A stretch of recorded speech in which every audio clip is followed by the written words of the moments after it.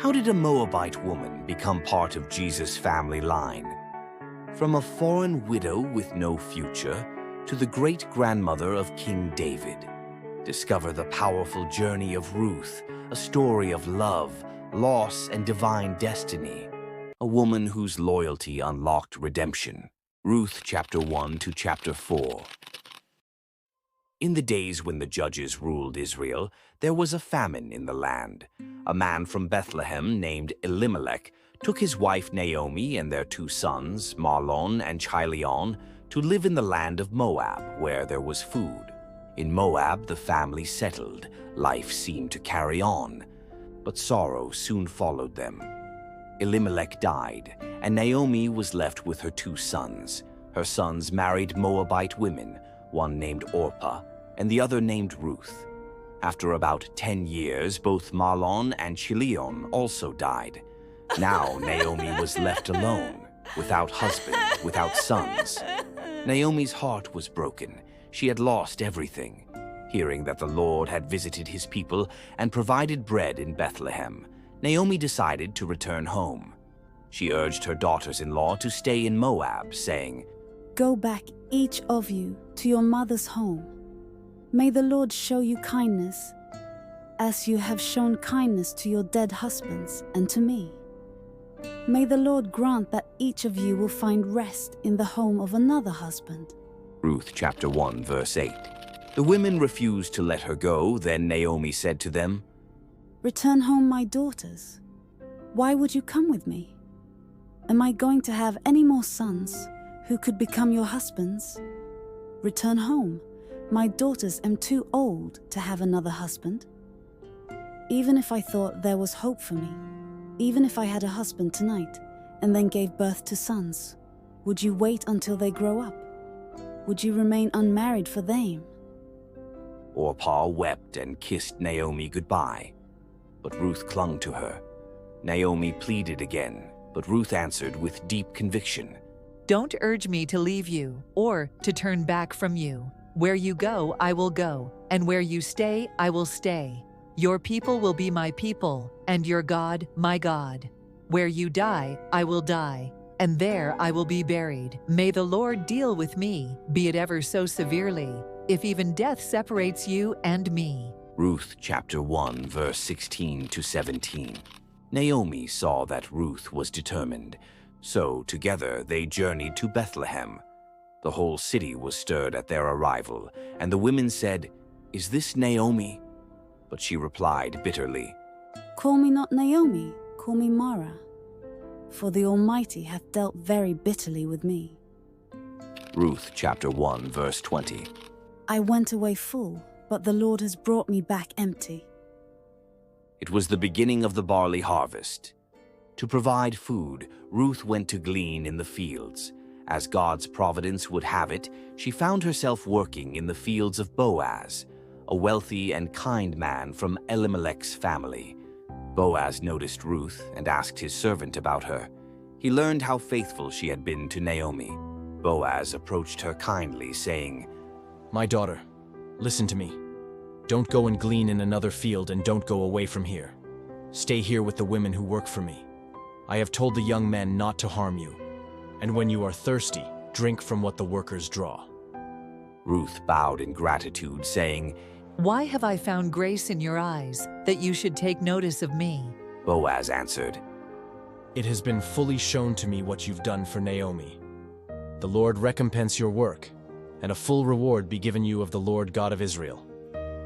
He ensured her safety and provided for her generously. Ruth returned home with bundles of grain. Naomi asked her, "Where did you glean today? Where did you work? Blessed be the man who took notice of you." Then Ruth told her mother-in-law about the one at whose place she had been working. "The name of the man I worked with today is Boaz." She said. Naomi rejoiced at Boaz's kindness. She explained that Boaz was a kinsman redeemer, a close relative who could redeem their family's name. So Ruth stayed close to the women of Boaz to glean until the barley and wheat harvests were finished, and she lived with her mother-in-law. Naomi devised a plan for Ruth to seek marriage with Boaz, according to the custom of the kinsman redeemer. Naomi gave Ruth instructions. Go to the threshing floor tonight. When Boaz lies down, uncover his feet and lie there. Ruth obeyed. In the quiet of night, Ruth lay at Boaz's feet. Startled, Boaz woke up. Ruth said, Spread the corner of your garment over me, since you are a guardian redeemer of our family. Boaz was moved by her humility and faith. He replied, Don't be afraid. I will do for you all that you ask. All the people of my town know that you are a woman of noble character. But there was one complication. A closer relative had the first right to redeem. Boaz promised to settle the matter the next morning. At the city gate, Boaz met with the nearer kinsman before the elders. He said, Will you redeem Elimelech's land and marry Ruth the Moabitess? The man declined. So Boaz declared, You are witnesses this day that I have bought all that was Elimelech's, and taken Ruth to be my wife. The people and elders rejoiced. Boaz married Ruth, and the Lord blessed them with a son, Obed. Naomi took the child in her arms and became his nurse. The women said, Blessed be the Lord, for your daughter-in-law who loves you is better to you than 7 sons. Obed grew up. He became the father of Jesse, the father of David, and through David came the Messiah, Jesus Christ. From a Moabite widow came a royal lineage, a story of loyalty, of redemption, and of divine grace. There are few lessons we can learn from the story of Ruth. 1. Loyalty is a powerful expression of love. Ruth's unwavering loyalty to Naomi, even when she could have returned to her own family, shows the beauty of covenant love. True loyalty isn't based on convenience. It's grounded in love, faith, and commitment. 2. Faithfulness in small things leads to big blessings. Ruth humbly gleaned in fields, performing a simple task, but that obedience opened the door to meeting Boaz and her future. Be faithful in your daily tasks. God sees it all and can bless your consistency beyond what you imagine. 3. God can redeem even the deepest pain. Naomi lost her husband and sons. She returned bitter and broken. Yet by the end, she was filled with joy as she held her grandson in her arms. God specializes in turning sorrow into joy. No suffering is wasted in his hands. 4. Obedience opens the door to destiny. Ruth didn't just say she trusted Naomi's God, she acted on it. Her obedience positioned her for divine favor and generational legacy. Walking in faith may seem risky, but obedience to God always leads to greater purpose.